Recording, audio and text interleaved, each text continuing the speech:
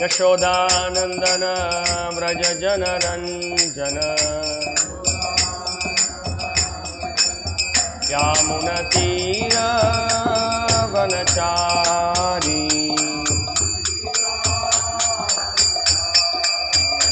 जयो Radha Madhav Kunj Bihari.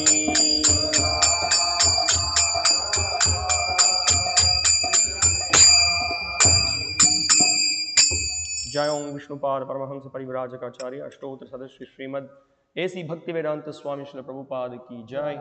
Shrimad Bhagavad Gita as it is की जय। गौर प्रेमानंदे कृष्ण प्रेष्ठाय भूतले श्रीमते भक्ति विकास स्वामिनिति नामिने।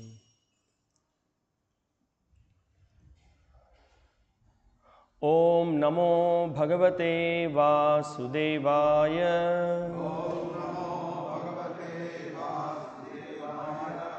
ओम नमो भगवते वासुदेवाय।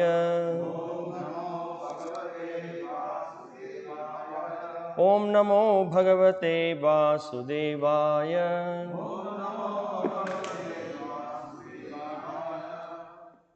Hare Krishna. So we welcome back the devotees for this Bhakti-śāstra course. So today we will begin with the chapter 1 and also we will briefly see the contents of the Bhagavad Gita as given in our Bhagavad Gita as it is.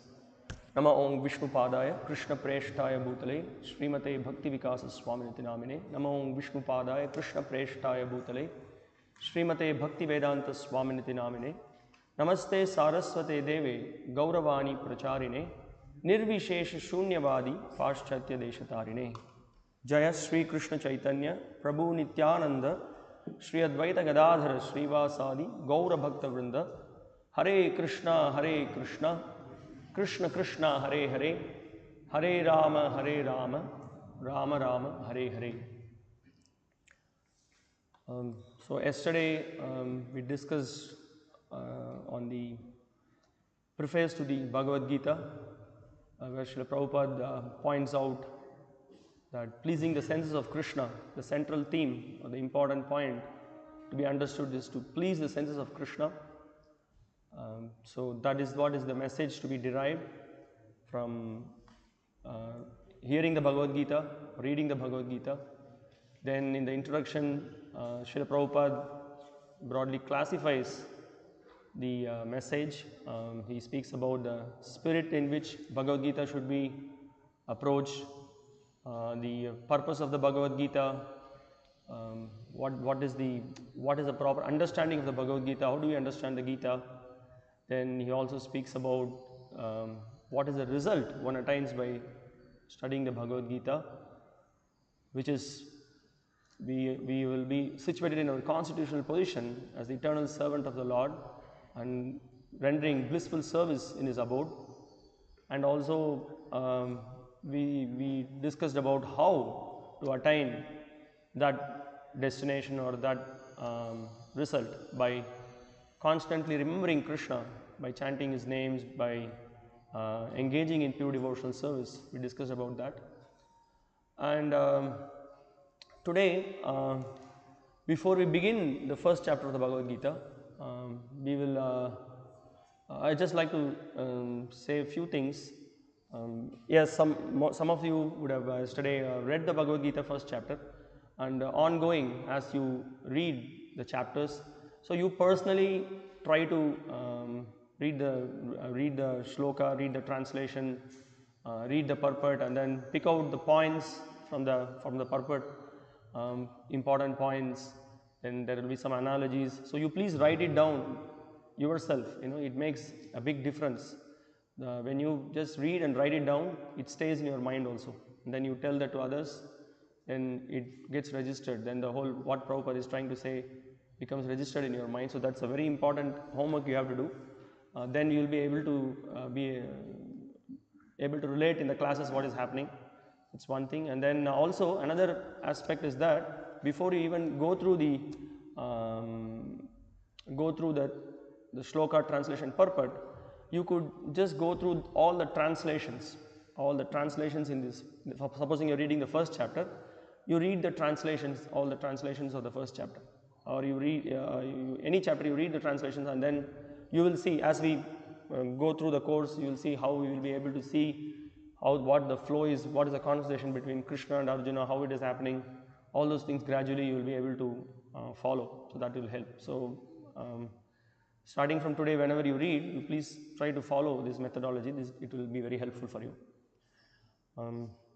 So, and also yesterday we discussed how this Bhagavad Gita is glorified by all the great acharyas, and also we saw the Gita Mahatmya of Shankaracharya.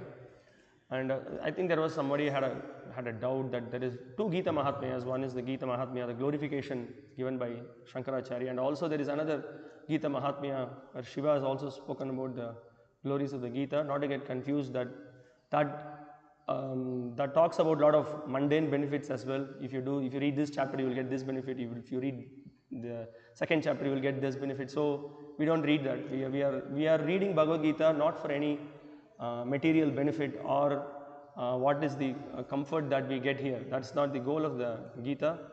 The goal of the Gita, as we again remind, we will be constantly speaking about this, that the idea is to please the senses of Krishna. We have to please the Lord. We have to engage in pure devotional service.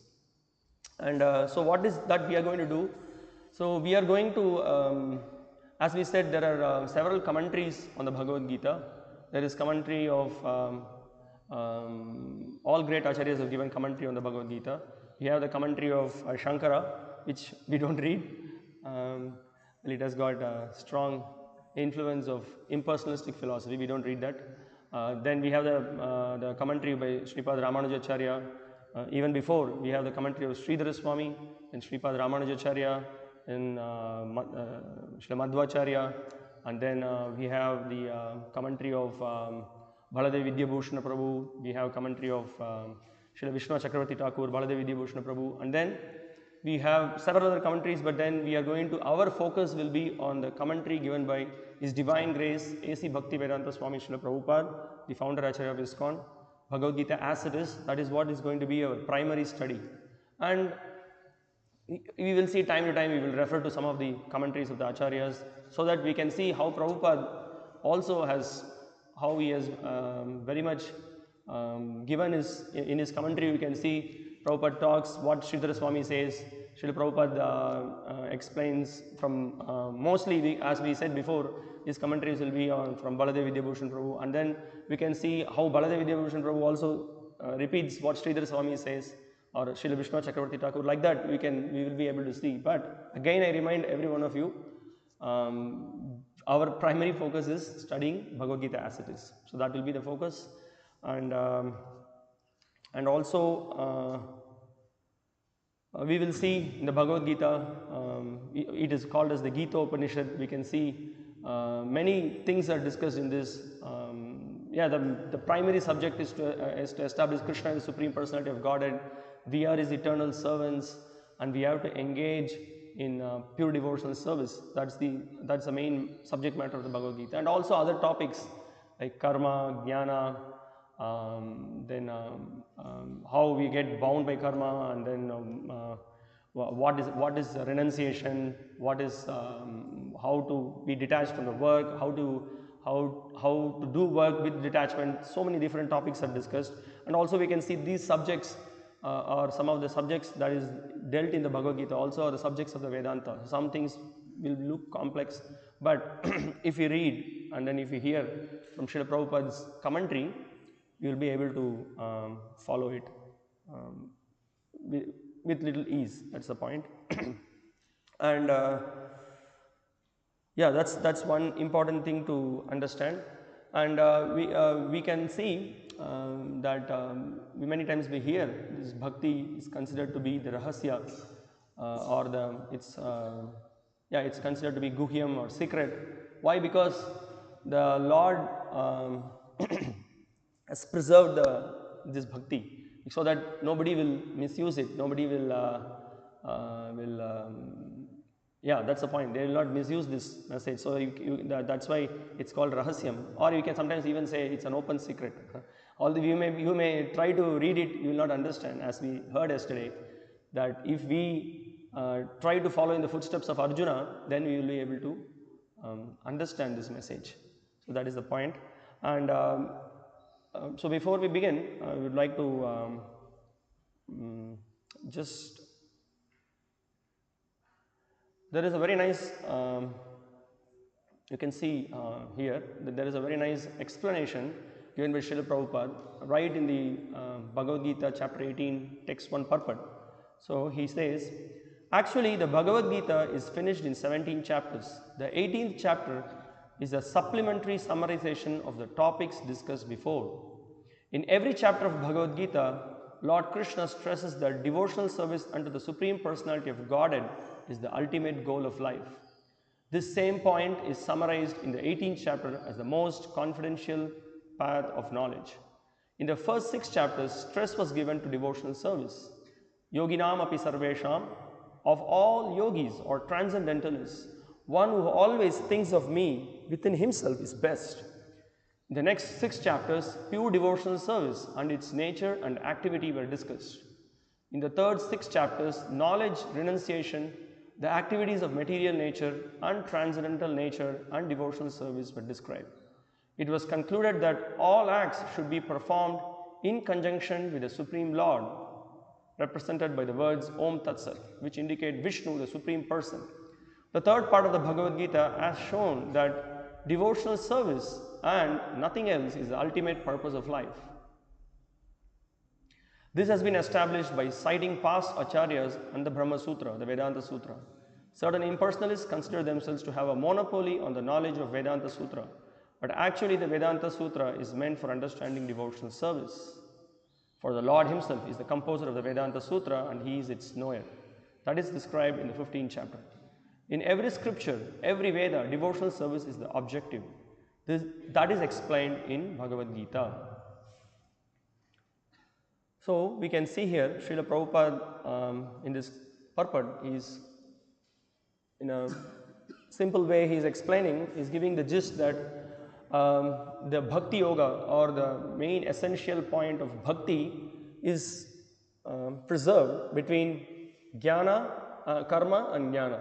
The first six chapters of the Bhagavad Gita deals with Karma, or if you say Karma Yoga. Yoga means link with the Lord, that we establish our connection with the Lord, and it talks about, the first 6 chapters talks about how we should act, how should we act, how we should not get bound by our actions, how to be detached. So this is, and how to be purified by our actions also is discussed in the first 6 chapters of the Gita. Then the last 6 chapters of the Gita, we can see how to understand the Lord, that is Jnana, how to understand Him, how to understand our relationship with the Lord. So that is also explained.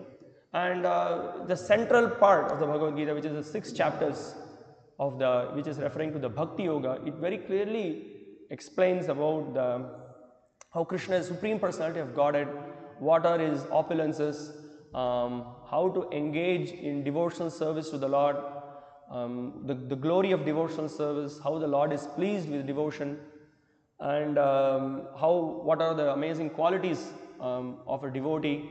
All these things Krishna is explaining in the central part of the Bhagavad Gita. So that's what Prabhupada is making a point that, so we have, so let's say there is a book has, there is the beginning, there is a cover, and the end also it's covered, and in the middle there is a substance, it's the main subject matter. Similarly, so we have, this is the point, karma without bhakti is useless. Similarly, jnana without bhakti is useless. But if we perform action in a pleasing way, with a proper understanding about the supreme position of the Lord, with love, that is bhakti. So in the bhakti, when we engage in bhakti, both the karma and jnana, both are included. Vasudeve bhagavati bhakti yoga prayojitaha janayatyashu vairagyam jnanam chaya dahetukam. So that's why we can see throughout in all the 18 chapters we can see Bhakti Yoga is stressed. So beginning to end we can see Bhakti is being stressed, and that's amazing commentary. Srila Prabhupada's commentary is very special, that he emphasizes this point that how Bhakti is the main subject matter of Bhagavad Gita. So as we discussed yesterday, Bhakti, Bhagavan, Bhakta and Bhakti. So these three are very important subject matter. So that's what we see. That's how in the 18 chapters we can see this subject being discussed. So so that we need to understand. And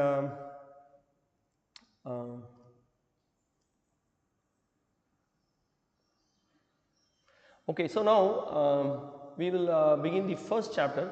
Before we start, what I would like to do is I would like to just, as I said yesterday, we can, there is a nice short description that is given on each chapter. If some of you have the Bhagavad Gita book also, you can open the contents, go to the contents of the Bhagavad Gita, you will see what is being discussed there. So now the very first chapter is titled Observing the Armies on the Battlefield of Kurukshetra. Basically this chapter is about setting the scene, what is happening. So why, before Krishna even speaks the Bhagavad Gita, let's read what is given here. As the opposing armies stand poised for battle, Arjuna, the mighty warrior, sees his intimate relatives, teachers and friends in both armies ready to fight and sacrifice their lives. Overcome by grief and pity, Arjuna fails in strength, his mind becomes bewildered and he gives up his determination to fight. So we can see in this, in the first chapter, that's what we can see. Arjuna right there on the battlefield. We have the Kauravas on the other side, and his guru, his teachers, everyone is there, and Arjuna was at the beginning enthusiastic to fight, and then later we can see he is completely, he totally loses his composure, he loses his strength, his mind becomes bewildered, and he doesn't want to fight. So that's basically setting the scene. The first chapter is speaking about the Arjuna's position, and also how it explains about how the nature of the Kauravas. We can see how Dhritarashtra is very blind, his sons are also blind. So all those things are discussed in the first chapter of the Gita. Now in the second chapter we can see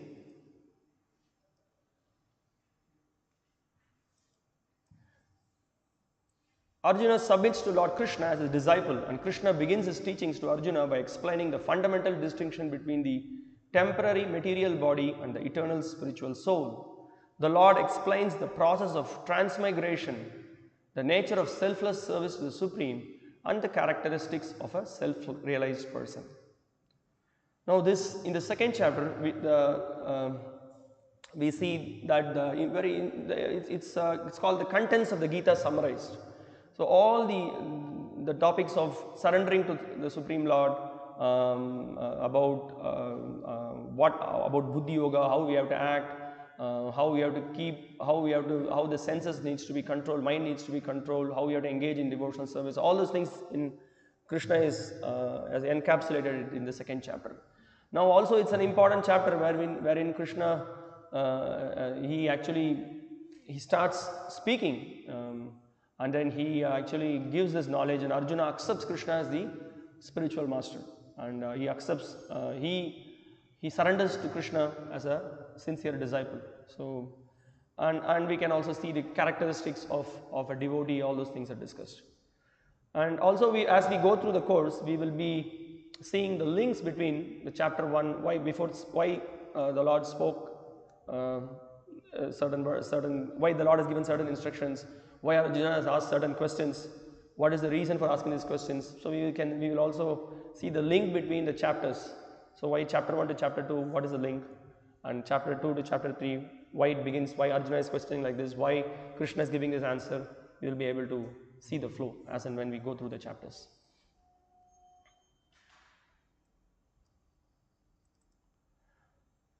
Now in chapter 3, as we explained, it's called Karma Yoga. Everyone must engage in some sort of activity in this material world, but actions can either bind one to this world or liberate one from it. By acting for the pleasure of the Supreme, without selfish motives, one can be liberated from the law of karma, action and reaction, and attain transcendental knowledge of the Self and the Supreme. So now this is in this chapter Krishna introduces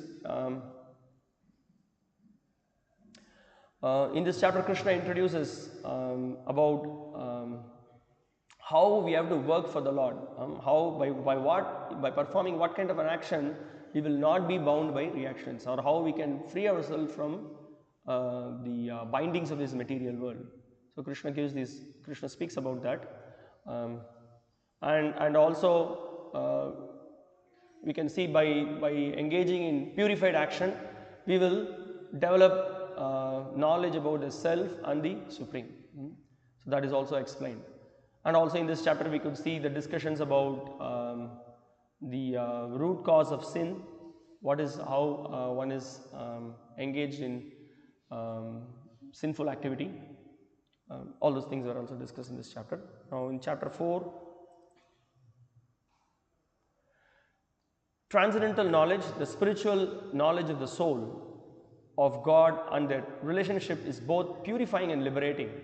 Such knowledge is the fruit of selfless devotional action, Karma Yoga. So as I explained before, so this is what happens by engaging in proper activities, or by connecting ourselves with Krishna, or yajnartot karmanonyatra, by performing action for the pleasure of the Lord, then what naturally there is consequently the consequence of such activity is we are purified. Then that purification will result in selfless devotional action, which Prabhupada defines as Karma Yoga, and also we get transcendental knowledge. And we can also see in the 4th chapter, Krishna starts to speak about himself, and then what is transcendental knowledge. He gives all this advice to Arjuna, because Arjuna raised a question. Krishna, I'm impelled by some of the forces. Without my control, I'm doing some actions. And Krishna starts to explain, yes, that's because of the lust. He introduces the idea of karma. And Krishna also says that this karma is sitting everywhere. And to overcome that karma, you have to have transcendental knowledge. By transcendental knowledge, you can overcome karma. So that's why we can see in chapter 4, Krishna speaks about the importance of Bhagavad Gita, how this knowledge will be very purifying, how the transcendental knowledge. And also Krishna says that you have to learn this knowledge by approaching a bona fide spiritual master. So that is required. And in chapter 5, called Karma Yoga, action in Krishna consciousness. Outwardly performing all actions, but inwardly renouncing their fruits, the wise man, purified by the fire of transcendental knowledge, attains peace, detachment, forbearance, spiritual vision, and bliss. So in this chapter 5, Krishna is very clearly clarifying, after having said about action in inaction, inaction in action. All those discussions are there in the 4th chapter. Arjuna is further confused how to act. So Krishna, he speaks about how from within one renounces the fruits, the attachment to the work or the work itself, and he performs activities with detachment. So he details about that in the 5th chapter. And in that way, one will be able to be peaceful. One will be able to be in bliss. And also Krishna speaks that you can in this way you fight Arjuna, he says.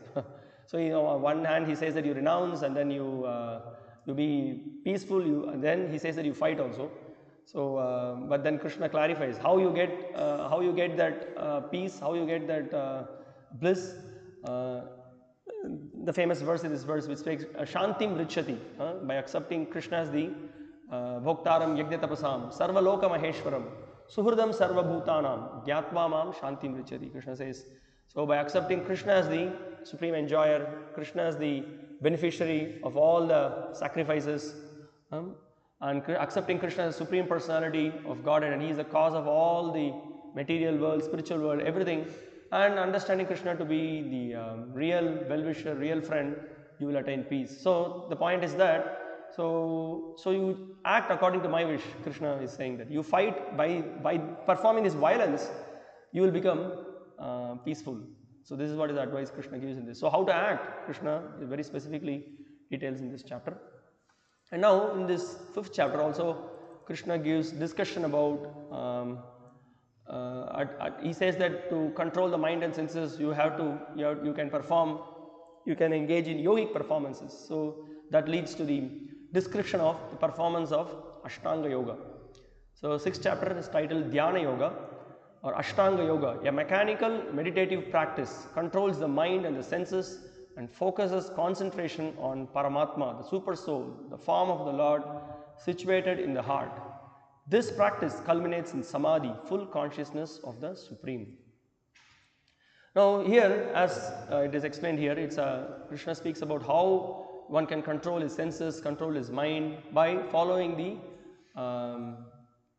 the eightfold process of mystic yoga. Krishna very in detail explains about that, how one has to control his senses, how one has to sit, how one has to meditate, all the details he explains in this. And then finally Krishna concludes that, again, as I said, that in every chapter you can see there are many specific verses which clearly explains that bhakti is supreme. So also we can see here Krishna concludes that Dhyana Yoga means the perfection of Dhyana Yoga is to accept Krishna or to think of Krishna within the heart. That's the perfection. He says, Yoginam api sarvesham madgater antaratmana shraddhavan bhajate yoma sameyukta tamomatah. So he says that by engaging in my meditation, one can attain perfection. Krishna explains. Now, starting from the 7th chapter, Krishna speaks about how he is the cause of everything, how he is supreme. Now as we said, these are the middle 6 chapters which explains about the Bhakti Yoga. Krishna here very strongly emphasizes that he is the supreme, there is no truth superior to him. Lord Krishna is the supreme truth, the supreme cause and sustaining force of everything, both material and spiritual.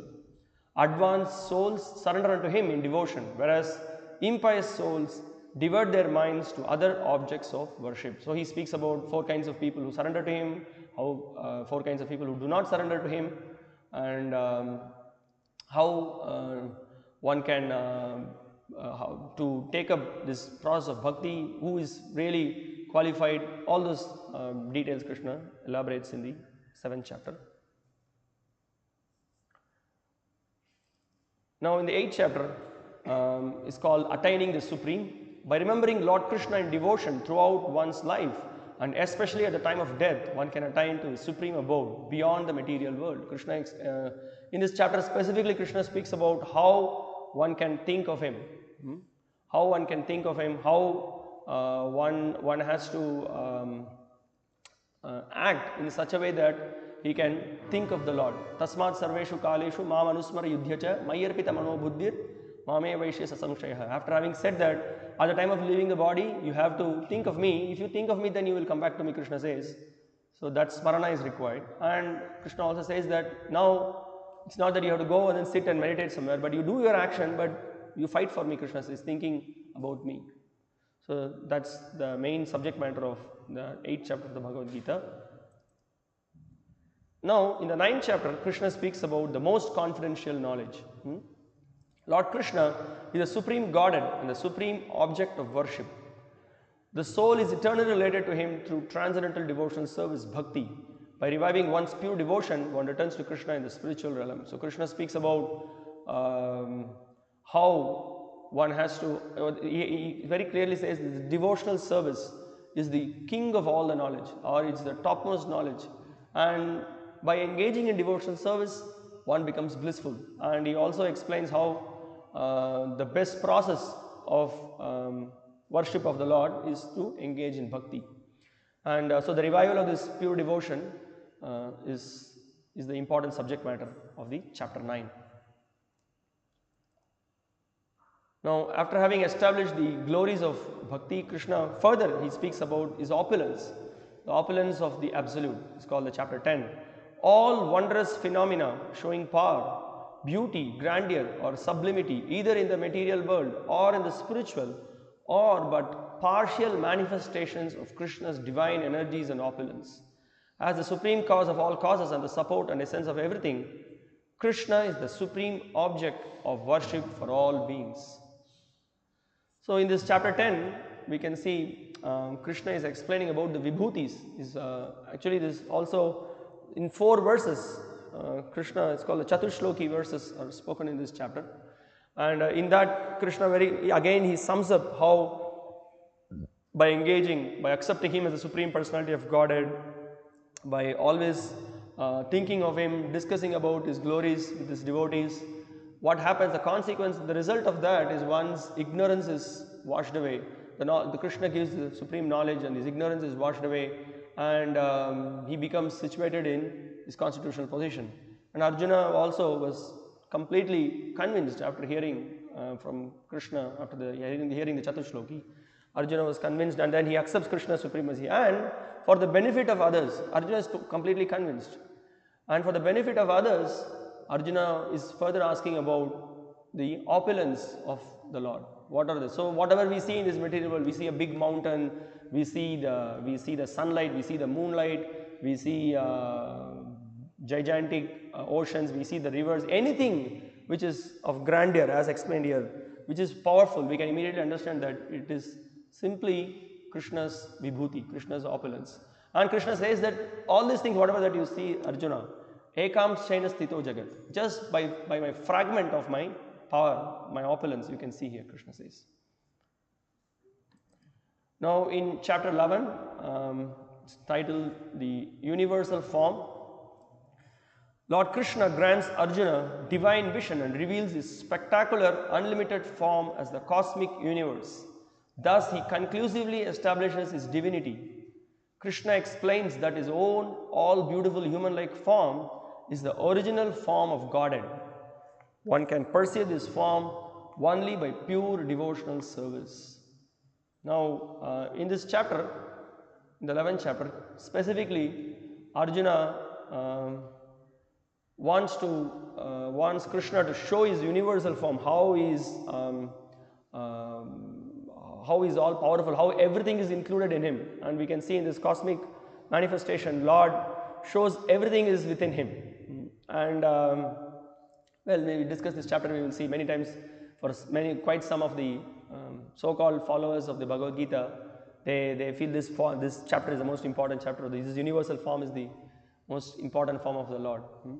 So they think that. And also we can see Krishna, in this chapter we can see how Krishna's form as the supreme, is a two-handed form, how that is the cause of all the other forms. That also we can see. And a two-handed form, his four-handed form, other forms, all the forms are emanating from the Supreme Lord Sri Krishna. That we will be discussing in this chapter. And also we will see again, the conclusion is given in this chapter that one will be able to get the vision of the Lord only by engaging in pure devotional service. Otherwise it's not possible.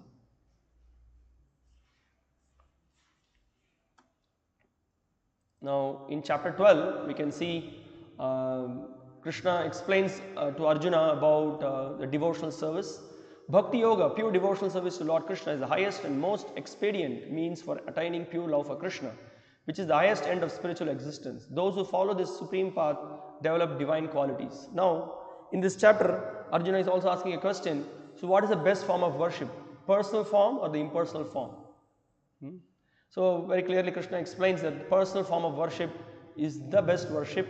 Even the impersonal is with whatever grade, it's a very hard practice. With the hard practice also, ultimately they have to come to the level of personalism. Krishna speaks about that, and also he glorifies the gradations of different levels of devotees, the gradations of bhakti, what are the different levels bhakti can be performed, and also he glorifies the qualities of what are the great qualities you can see with those who follow this pure devotional service, or the natural consequence of following pure devotional service, what are the good qualities a person can will develop. All those things Krishna is discussing in this chapter. Now chapter 13, it's called the nature, the enjoyer and consciousness. One who understands the difference between the body, the soul and the super soul, beyond them both attains liberation from this material world.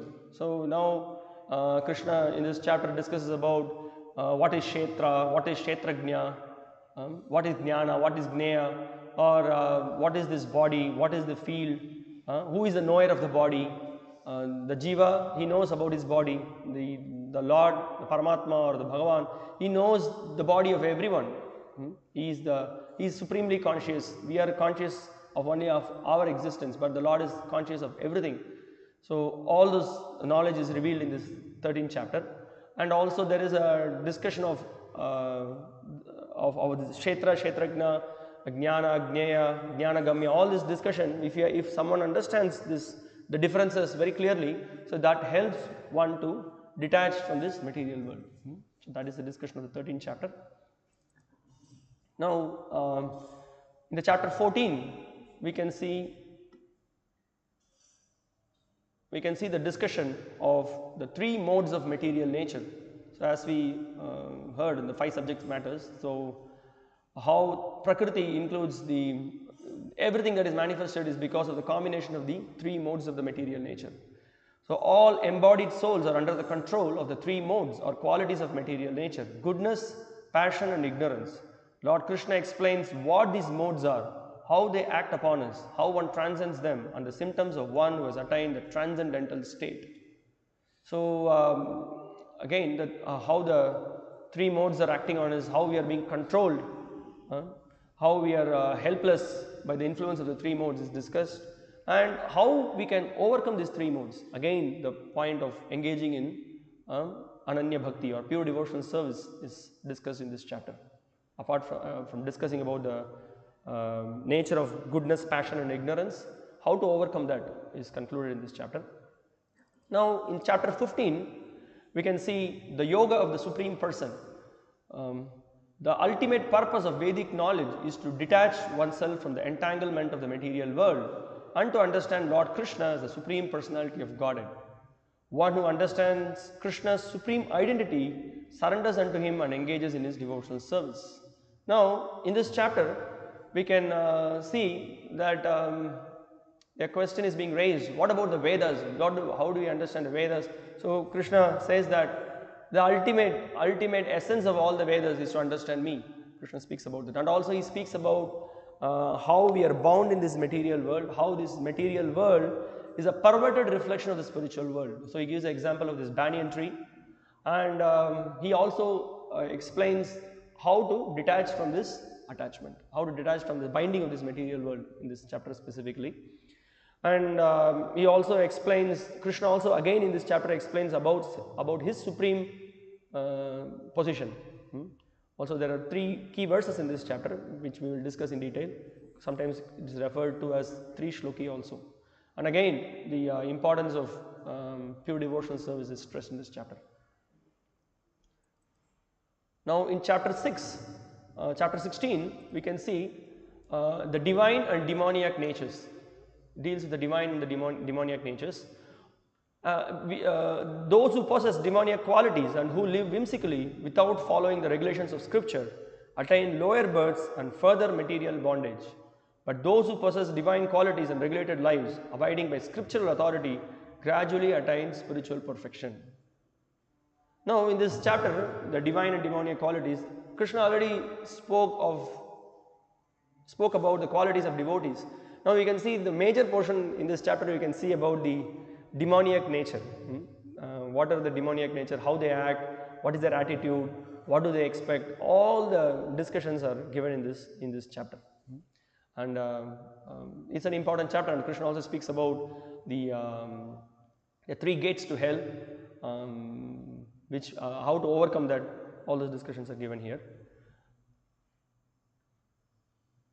And also in the conclusion of this chapter, Krishna speaks about how one has to take shelter of the scriptures. By following the conclusions of scripture, then we can come out of the suffering and then attain siddhi or attain perfection in this life. Chapter 17 Chapter 17 deals with the divisions of faith. There are three types of faith corresponding to and evolving from the three modes of material nature. Acts performed by those whose faith is in passion and ignorance yield only impermanent material results, whereas acts performed in goodness in accord with scriptural injunctions purify the heart and lead to pure faith in Lord Krishna and devotion to him. Now, this is in this chapter, in chapter 17, we can see different people with different faith, and the faith is based on different modes with which they are associated with. And so Krishna clarifies what kind of faith a person has got and why his faith is like this. And also Krishna speaks about how to perform austerities in three modes, charity in three modes, worship in three modes. So like that, all the different activities performed in three faith is being discussed here in this chapter as well. Now, in the concluding chapter of the Bhagavad Gita, which is the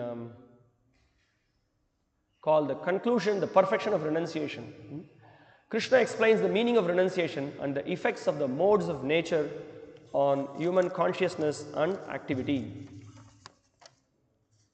He explains Brahman realization, the glories of the Bhagavad Gita, and the ultimate conclusion of the Gita. The highest path of religion is absolute, unconditional, loving surrender unto Lord Krishna, which frees one from all sins, brings one to complete enlightenment, and enables one to return to Krishna's spiritual abode. Now, in this chapter, also Arjuna is raising a question about what is meant by sannyas, what is meant by tyag. So Krishna starts to explain about what is renunciation, how to stop the material activities for self-realization or for self-satisfaction. That is what Krishna defines as sannyas. And also he defines tyag to be renounced from the results of the work and the work itself also. So he explains that, and Krishna speaks about Brahman realization. So he gives the definition of what is Brahman realization. He speaks about the important verse which clearly substantiates of how we have to surrender our lives completely to Krishna.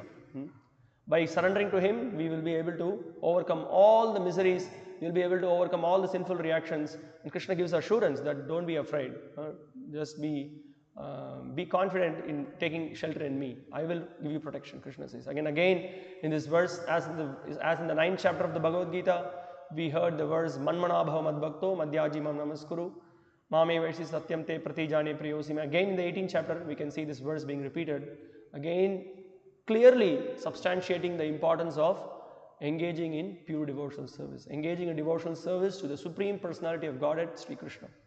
So this is the short description or summary of these 18 chapters. Now, one point we need to understand that this Bhagavad Gita, let us be very clear that this Bhagavad Gita, we may say it is spoken, Lord Krishna spoke to Arjuna, and also we heard yesterday that the Lord spoke the Bhagavad Gita simply out of his mercy to save the fallen souls like us. So that we are conditioned, we are suffering in this material world, to save us. He spoke the Bhagavad Gita. And for Arjuna, Bhagavad Gita was not required. Arjuna was right there with the Lord. He is right there sitting with the Lord. He is sitting with the Lord, he is eating with the Lord, he is sleeping with the Lord. He is a pure devotee of the Lord. And the Lord spoke the Bhagavad Gita to Arjuna. He was covered by the Yogamaya potency of the Lord, by the spiritual energy of the Lord. Arjuna was covered so that Arjuna could be bewildered, and then he could be an instrument to deliver the message of the Bhagavad Gita. So we have to understand very clearly that we will see the two facets or the two phases of Arjuna being when he is bewildered, how he is speaking, and Arjuna when he is as a pure devotee, what is his status. All those things we will discuss as we go through the chapters. And now to give a little background of this chapter 1, which is entitled Observing the Armies on the Battlefield of Kurukshetra, we need to know, I'm sure many of the devotees have read the Mahabharata, and by reading Mahabharata we get to know how the Pandavas they struggled, what is the position of the Kauravas, how was the nature of Duryodhana, Dhritarashtra, and the whole history. Mahabharata discusses about how for establishing dharma there was a great struggle, and how Pandavas took shelter of Krishna, and how Krishna supported them in all the situations, and also there is a lot of discussion about great personalities. Now we are not going to hear a lot of stories from the Mahabharata. So for one point I want to clarify here, that for those who have not read the Mahabharata, it's good to read some authenticated edition of Mahabharata, because it will be very helpful for us in preaching the Krishna consciousness, because we will be facing so many people who will be asking several questions, and it will be and we can see in Prabhupada's books also many times he discusses several points which will raise doubts, which we will not understand, which will not be clear. So it will be inspiring to read the Mahabharata and to know some of the details, so that we will be able to appreciate the other corollary teachings in a much better way. Now we all know that Mother Bhumi, she was she felt the heavy burden of the earth.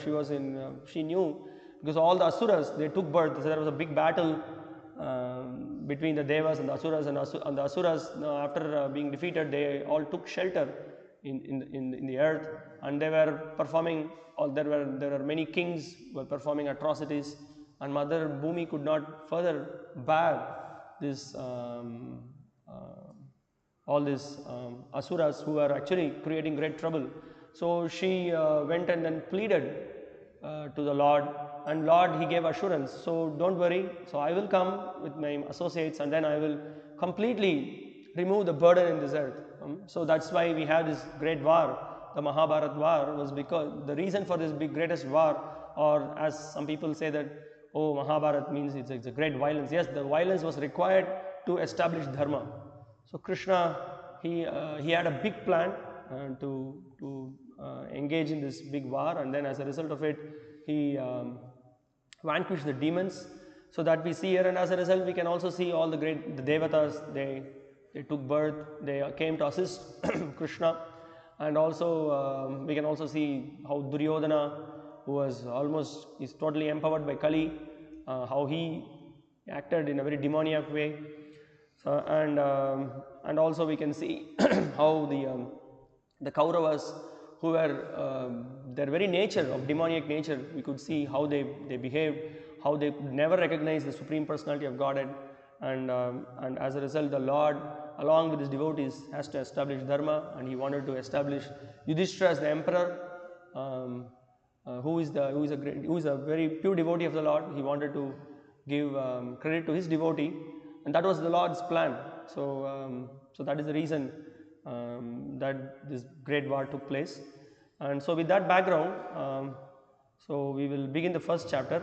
And what we will also do, as you read, what we have done is we have there are, let's say in the first chapter of the Bhagavad Gita, there are more than 40 verses, and we can see there are some sequence of verses. It deals with specific topics, or it deals with some particular topic. So what we have done is we have divided the chapter according to the flow of the verses. So these divisions we will share it with you. As and when as the particular theme begins, we will also see the division being given in the chapter. So now we will just, before we even discuss, we will just broadly see the main topics there in this first chapter of the Bhagavad Gita. So basically, the first two verses, it's actually setting the scene where Sanjaya has explained to Dhritarashtra what is the situation, and then Duryodhana further he comes into action. He's showing his diplomatic attitude. We can see the verses which are dealing with that, Duryodhana's diplomacy. You can write it later also. Then Krishna Partha Sarathi, and how Krishna he actually comes into the picture. The Lord how he comes, and then he comes in as the chariot driver, and he gives assurance by his blowing of the conch as a victory for the Pandavas, and also how the Lord being the who never fails in protecting his devotees. So Achyuta, the infallible Krishna. So verses 21 to 26 deals with that, and Arjuna's reasons why he gave up fighting. He was he's pushing Krishna that he wants to fight, but then later he just he goes 180 degrees opposite. He says, I don't want to fight. He just gives up. So the rest of the verses from verses 27 to 46 gives the reasons why Arjuna does not want to fight. So this is what we'll be dealing in the first chapter. So now we will begin with the first verse of the day.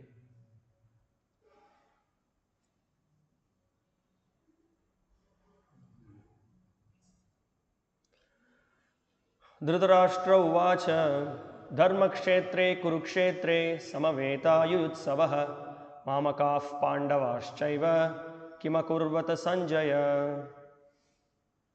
Dhritarashtra said, O Sanjaya, after my sons and the sons of Pandu assembled in the place of pilgrimage at Kurukshetra, desiring to fight, what did they do? So, right in the beginning of the first verse, we can see the attitude of Dhritarashtra, how he is so anxious to know what is happening in the battlefield. So Sanjaya was there to give a running commentary of what is happening there in the battlefield. So he had this power. He was able to visualize sitting with Dhritarashtra what is happening there. He was empowered by Vyas. So we can see Dhritarashtra's mentality of I, me, mine. This is his consciousness. We can see right there. Now we will see with the beginning of this purport what Prabhupada is discussing. Srila Prabhupada, in the beginning of the purport, he speaks about again, as we heard, whatever that we heard in the preface and the introduction. Prabhupada he makes it very clear in the beginning how Bhagavad Gita should be read, what should be the mood in which it should be read. It should be read very scrutinizingly with the help of a person who is a devotee of Sri Krishna. So we have to scrutinizingly read, not just we open some page here and there, we read. So Srila Prabhupada also, he has taken a lot of efforts in whichever book he has published. You can see there is the shloka he has given the word-to-word meaning, he has given the translation, and he has given the purport. He has took the strain to present that. So when we read Prabhupada's books, so we should also read, going through all the details. So Prabhupada talks about that, and so that's what reading the books scrutinizingly means, and with the help of a devotee. So that's another point, and try to understand it without personally motivated interpretations. So we should read as it is. That's the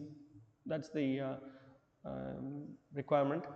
The example of clear understanding is there in the Bhagavad Gita itself. So Prabhupada says Arjuna is a very clear example. He surrendered his life. He just wanted to hear what Krishna says. So that should be our mood. Then Prabhupada says, what is this Bhagavad Gita? Yesterday we heard from the Gita Mahatmya that Bhakti-śāstra Vistarai. There is no need of any other scripture to read, because Bhagavad Gita is the essence of all the Vedas. It's Gita Upanishad. All the knowledge is revealed here. So this one book is enough. Krishna says. Now Prabhupada he puts it here. One will find in the Bhagavad Gita all that is contained in other scriptures, but the reader will also find things which are not to be found elsewhere. So this is the point. The point is that we have different levels of dictionary. We have small dictionaries, and then we have like pocket dictionaries. We have a Chambers dictionary. So Bhagavad Gita contains everything, all the knowledge about the spiritual life, about knowledge about God, and all the Sambandha Gyan is revealed in Bhagavad Gita. So all those details are there. So that's what Prabhupada is pointing out. And he also says that it is a perfect theistic science because it is directly spoken by the Supreme Personality of Godhead. So there is nothing vague here in this subject matter. There is nothing about godlessness. It's very clearly establishing the theology of God, very clearly explaining theism. So Prabhupada points out that.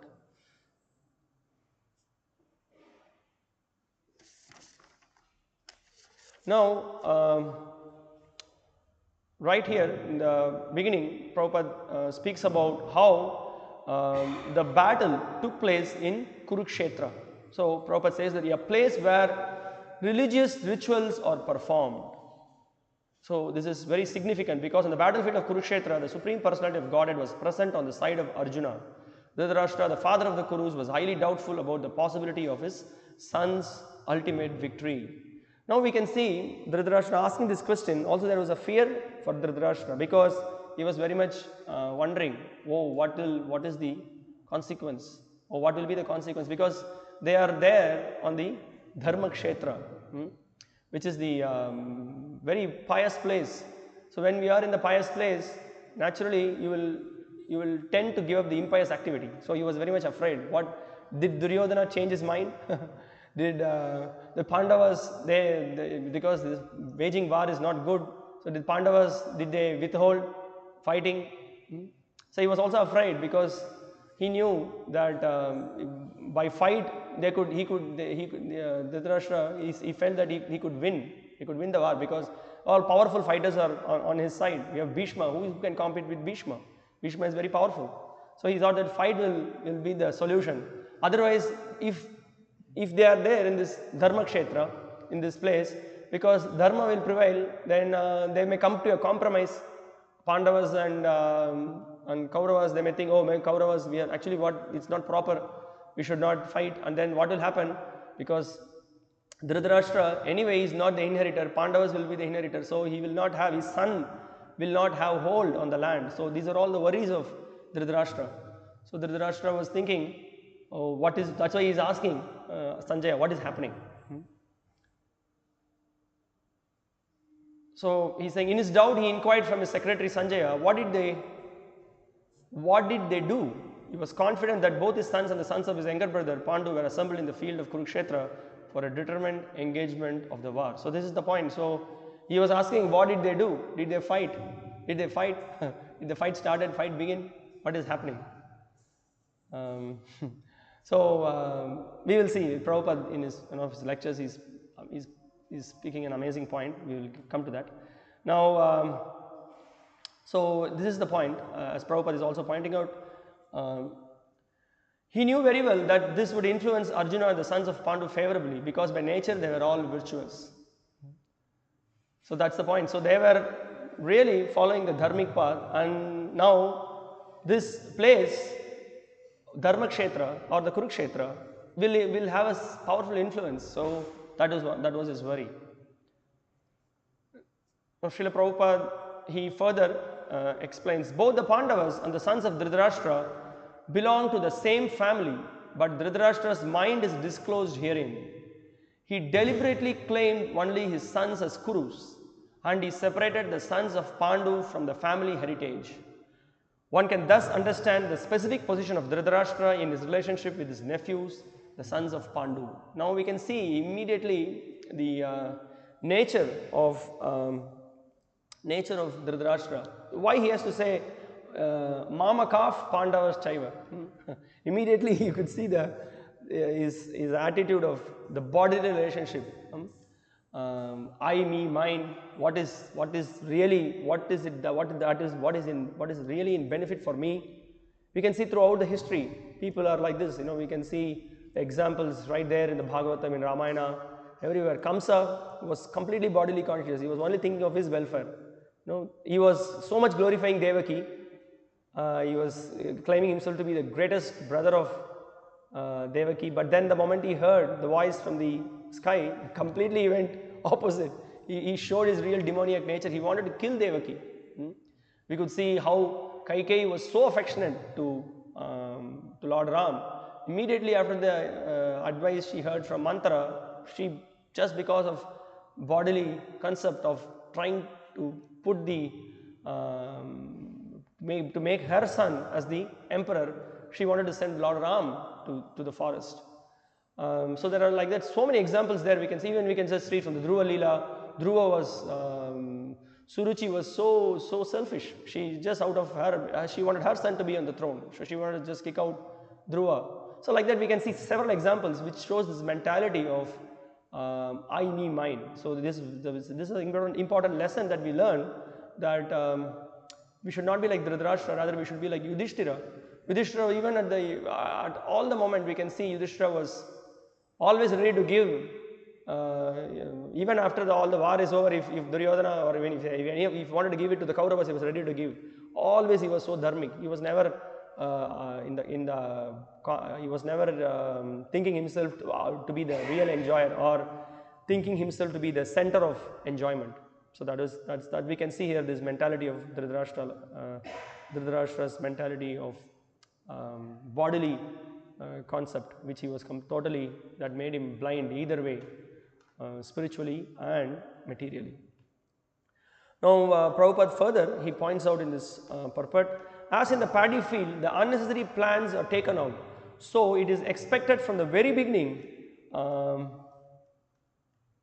of these topics that in the religious field of Kurukshetra, where the father of religion, Sri Krishna, was present, the unwanted plants like Dhritarashtra's son, Duryodhana, and others would be wiped out on the thoroughly religious persons headed by Yudhishthira. Now this is the point. So already Kurukshetra is a very dharmic place, and then on top of it Krishna is there, the Supreme Personality of Godhead, and Pandavas by themselves, they are virtuous, they are very dharmic. So obviously the result is that the Pandavas are going to win, they are going to win the war, they are going to, the dharma is going to be established. So, so the Prabhupada that's what he is pointing out here. So this is that's the significance of the word Dharma Kshetra and Kurukshetra. So that is because the influence of dharma is going to prevail. And this analogy you can see here, nice analogy Prabhupada gives, like in such a wonderful place like Dharma Kshetra, or in a nice fertile field, good, if you sow the seeds, the plants will grow nicely. Always along with that you can also see weeds growing. Now these weeds will be removed, the farmer removes the weeds. So like that Krishna is right there, and he is going to remove all these demons who are the stumbling blocks for the followers, for the Lord's pure devotees, the Pandavas who are pure devotees. The demons will be vanquished. So that we can see here. And we can see Srila Prabhupada, all the great acharyas, Sridhara Swami, followed by Sripad, Srila Vishnu Chakravarti Thakur, Srila Baladev Vidyabhushan, everyone gives this, the same points that Prabhupada has put in his commentary. We can see this example in a field of grains, the weeds which look similar, to the grain but are obstacles to their growth are eventually pulled out. Similarly, at the field of dharma, your sons who are but imitations of dharma and opposers of dharma will also be destroyed.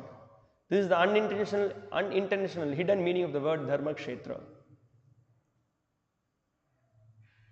Now, Srila Prabhupada also points out this point of how Bhishma cannot be defeated. So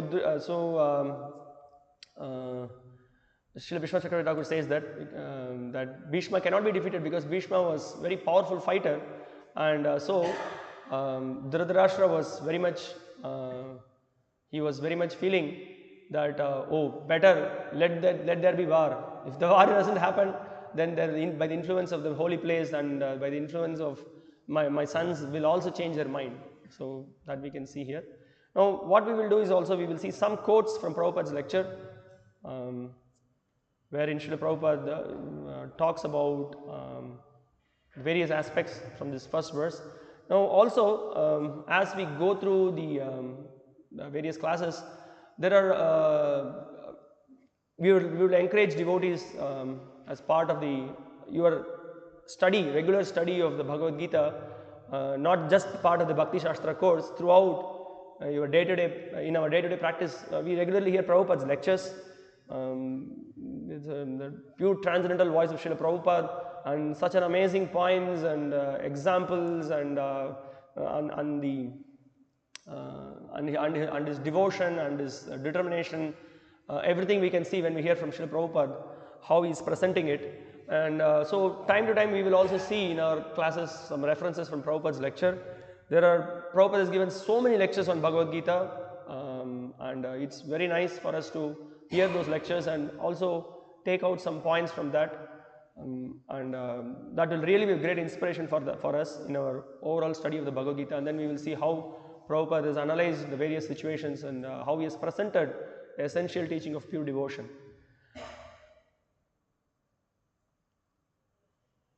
So here is a lecture on Bhagavad Gita, first verse, spoken on July 7, 1973. Prabhupada says, politics are always there, and enviousness, jealousy.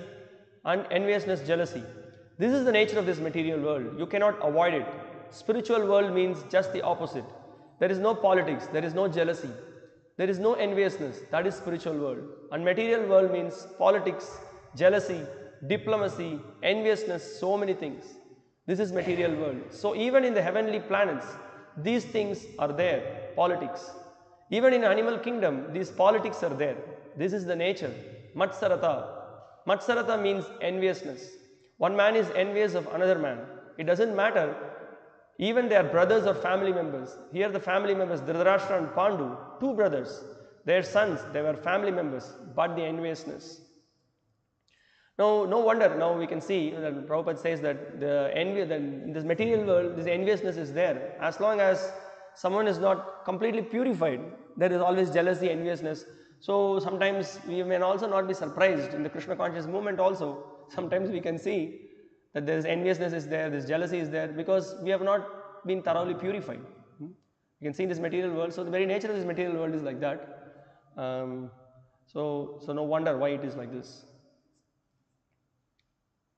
So the Krishna conscious movement is not for the persons who are envious. It is a movement to train people how to become not envious. It is there. It is first class scientific movement. Yes, not to become envious. Therefore, Srimad Bhagavatam in the beginning introduces Dharma Projita Kaitavotra. Prabhupada, again, another point, we're quoting from another situation in this lecture. King is called Naradeva, God in human form. He cannot be jealous to any living entity, at least born in his kingdom. So these persons, this Dhritarashtra and his sons, they were jealous. How they could give protection to the citizens? They are themselves jealous. Just like nowadays, all these politicians, they are jealous. They cannot give any protection to the citizens. They are simply interested with their party politics. So we can see, we can just, if you want to know more details, just open the newspaper. You will find out the filthy politics that is going on. So better don't open. We can just, by reading the scriptures, we will come to know what is happening. And by reading the Bhagavad Gita and scriptures, we can see everything from the eyes of the scriptures. We can see how people are jealous, how people are envious. And also we learn how we should not be like that. How we should be more generous and then try to save people from this conditioning. So Prabhupada says, Krishna sent a messenger, Akrura. You have read in the Srimad Bhagavatam. Before this battle of Kurukshetra from Dwaraka, he sent his uncle Akrura. Just go to Hastinapura, New Delhi, and see what is the situation. So Akrura understood that Dhritarashtra was planning something. So he talked with him that, why you are implicated in such planning? Krishna does not want it. Although Dhritarashtra knew that Krishna was the Supreme Personality of Godhead, so Dhritarashtra said that, I know that what I am planning, that is not good. I know Krishna, the Supreme Personality of Godhead, and he has requested me. But I tell you frankly, I cannot do without it. So when Krishna will be pleased upon me, I may be.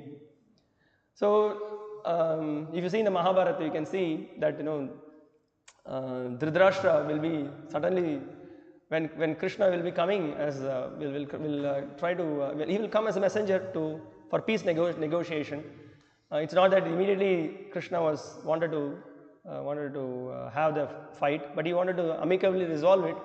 But then when the Kauravas heard that Krishna is coming, then Dhritarashtra had a master plan. He said that, no, this is a great opportunity. Now let us somehow or other have let's have a big feast, receive him with grand elephants, give Krishna all the gold, and like that, we'll try to impress Krishna. And then Vidura was saying that, come on Dhritarashtra, what is this? You want to impress Krishna? Let's hear what Krishna wants to say. Let's hear from him. But Dhritarashtra and all the Duryodhana and all the other parties, they were just thinking how to now control Krishna, how to bring him to our fold. So this was their idea. And Duryodhana was so foolish. We will see what he did. He wanted to capture Krishna. He wanted to tie Krishna up, and then and as a result, what happened? You can see the Lord showed his power, and then he showed a universal form there, right there, and then Duryodhana was just making fun, and then he was thinking, oh, he's a mystic, he's a magician. So this was the attitude of Duryodhana. So Prabhupada is pointing out that.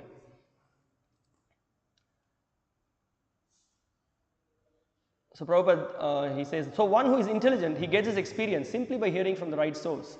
So Dhritarashtra, by his sinful activities, he became so much fallen that he did not hear anybody's advice, Vidura's advice, Bhishma's advice, that don't plan like this. They are rightful owner.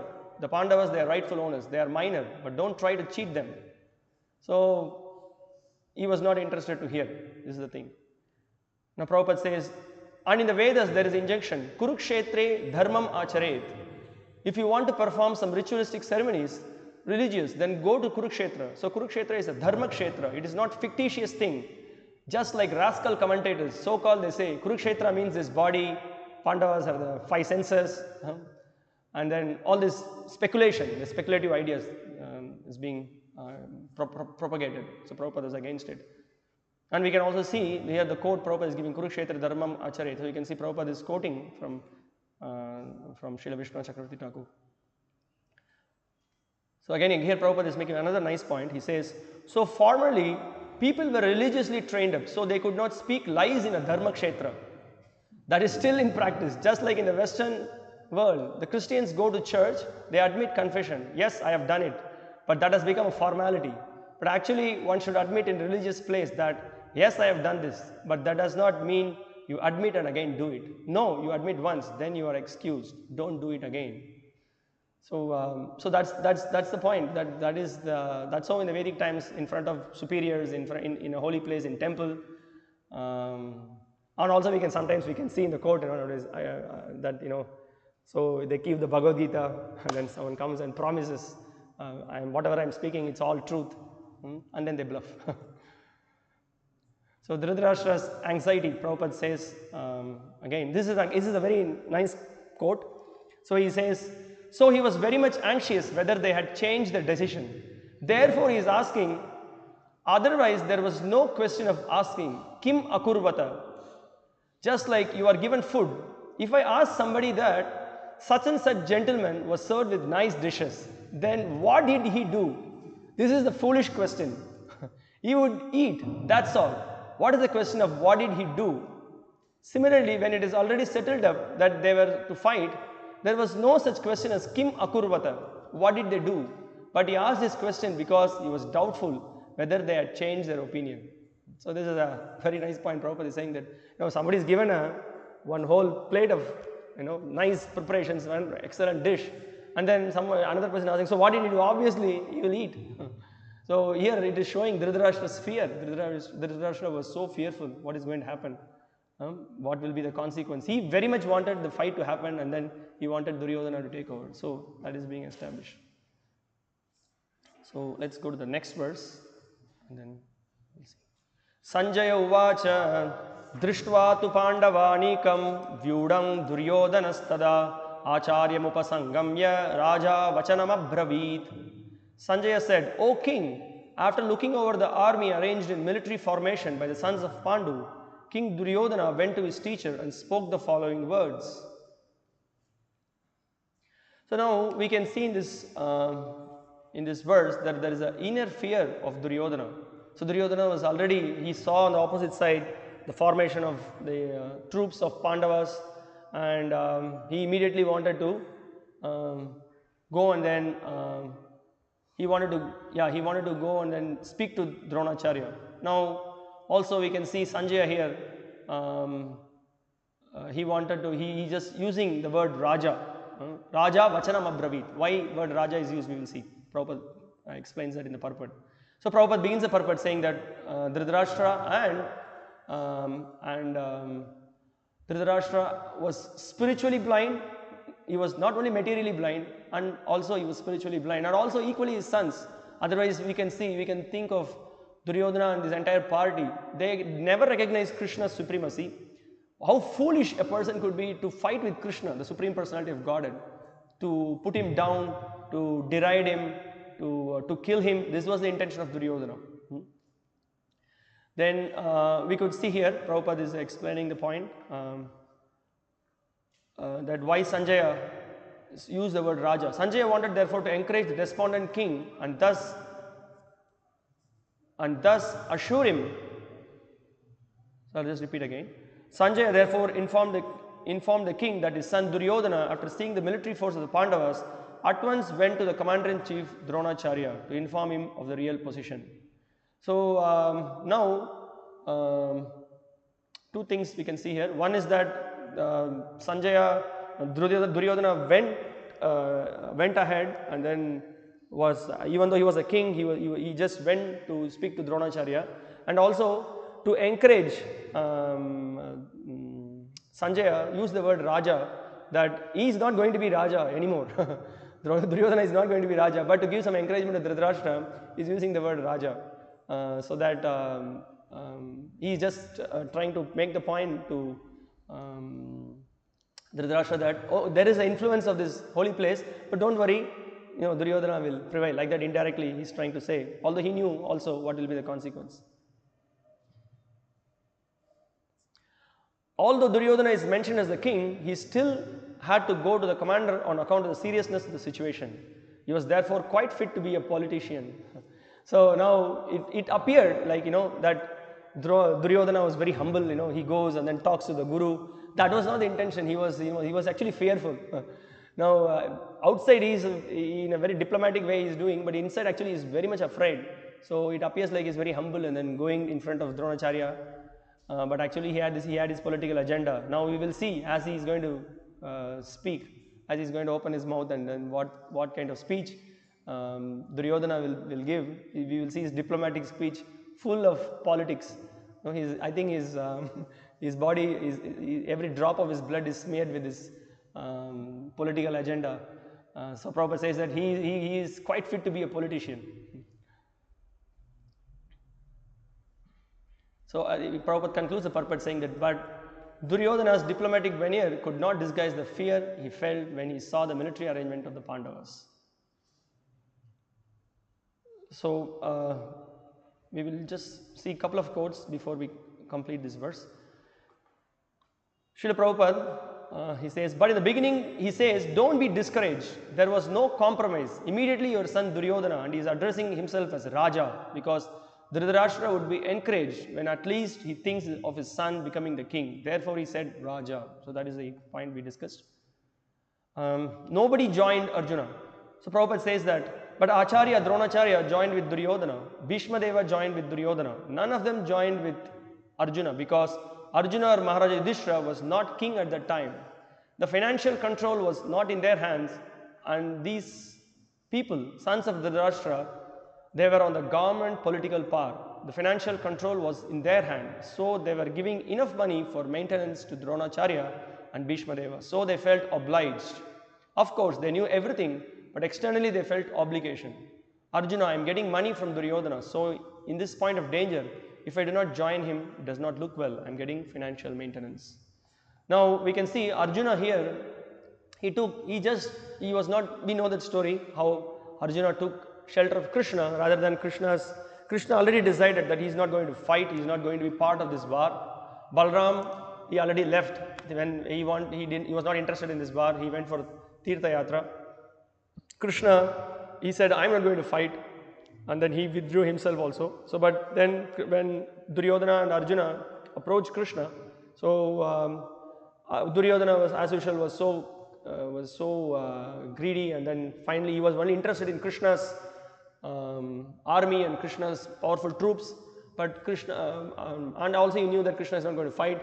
But Arjuna, who was a pure devotee of the Lord, he only had great faith in Krishna, and Krishna was so pleased to help Arjuna. So Krishna said that, so Krishna, he just decided to be the chariot driver for Arjuna. And we can see also that Arjuna never got any help from others. Prabhupada is pointing out, there was no financial support for Arjuna because they were bereft of the kingdom. And we can see for external reason, Prabhupada points out that Bhishma and Drona and others, specifically Bhishma, he was on the opposite party, and we should not get confused thinking that Bhishma was very much interested to fight against Krishna. The reason is that Bhishma, we will see as we read the books of Prabhupada, Bhishma's intention was to give pleasure to Krishna by fighting. He was in a different mood, different rasa. He was in Virya rasa. So he wanted to please Krishna by the fighting. But for external reason, we can say yes, Bhishma was controlled because he was taking the food of the Kauravas. He was all the time assisting the Kauravas and helping them. So he was on the other side. So the next class we will discuss about the rest of the verses, starting with Duryodhana's diplomacy, what he's going to speak. So we will stop here. If you have any questions or comments, you can just ask anything in regard to today's session. Also, I just request if the questions could be very much pertaining to the class, that would be very helpful. If there are other questions, could be discussed later, specifically with related to class and the purpose and other questions. We will appreciate that. Yes. Yes. If there are questions from yesterday's class, yes, that could be asked as well.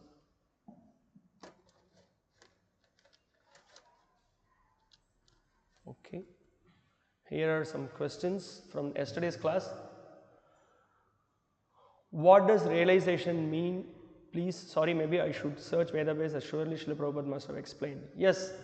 So, what does realization means? Realization means that we are reading from the scriptures that we are not this body, we are spirit, soul. We have to engage in devotional service. We have to be, by engaging in devotional service, we will be purified. Now, when we follow the teachings of the Bhagavad Gita or the teachings of the Acharyas, as we submit ourselves with body, mind and words, naturally there will be a purification of heart. And when the heart is purified, thus we become realized. So the realization is that we get the understanding that we are not this body, we are a spirit, soul, we are eternal servant of Krishna, and this devotional service is the path. By transformation of heart, we could see that yes, it works. So that's the realization we get, and then we could visually see, we could very well see that we make progress. How does a person who has realized Brahman behave so I can recognize for myself and others? How does he sit, walk and talk? Please. So how does he walk? How does he talk? How does he speak? We will discuss in detail when we are going to study the Sthita Pragya. And Brahman realized, in simple terms, to see if someone is Brahman realized, as Krishna says, na shochati na kankshati. So he does not lament, he is not worried about the sufferings, he is completely in bliss, he is undisturbed. Same for Paramatma realization, same for Bhagavan realization. So yes, the Bhagavan realization, Paramatma realization, Brahman realization, so anybody who has got this realization, obviously the first symptom we will see that na shochati na kankshati. So that will be the result of someone who is God realized. So obviously we will see that, and in the realization of Paramatma realization means one is able to see the feature of the Lord who in the form of Paramatma, and he is able to, as the definition explains, he will be able to see the Lord who is seated in everyone's heart. Individually the Lord is seated, that we will be able to see. And Bhagavan realization means one is in great bliss by understanding that the Lord is he is the master of all the six opulences, called Bhagavan, and he is a person, and there is a personal relationship with the Lord, and by engaging in devotion we get purified. So the question, is it in progressive stages do we have to have Brahman realization before we can progress to Paramatma realization and then Bhagavan realization? So the process is that obviously by following the process of pure devotional service, the other realizations, Brahman realization, the Paramatma realization, is all included in Bhagavan realization. So that is the understanding. So it's not that we do some separate endeavor to have Brahman realization. Just by Bhagavan realization, all the three are included in that. So any other questions with respect to today's class? Oh, already there is time. So if there are any other questions, we can. Just one comment. Yes. One of the lecture in the first verse, Srila Prabhupada's point was very nice, interesting point that regarding when Dhritarashtra asked him, Kim Akurvata, what happened? That he is anxiety, that whether Duryodhana changed mind, whether he given the, whether he went to this on the side of Pandava, I mean, he did a compromise, yeah. So he was anxiety, but there was a change happened as he expected. But that change happened to Arjuna because he is pious person, not to Duryodhana. He expected the Duryodhana. This is an amazing point, yeah. Yeah. But actually, because change happened to Arjuna because he was having all the reasons to fight, not to give up. Yes. But Yes. he wants to give up. He changed his mind because of some Yeah. problems.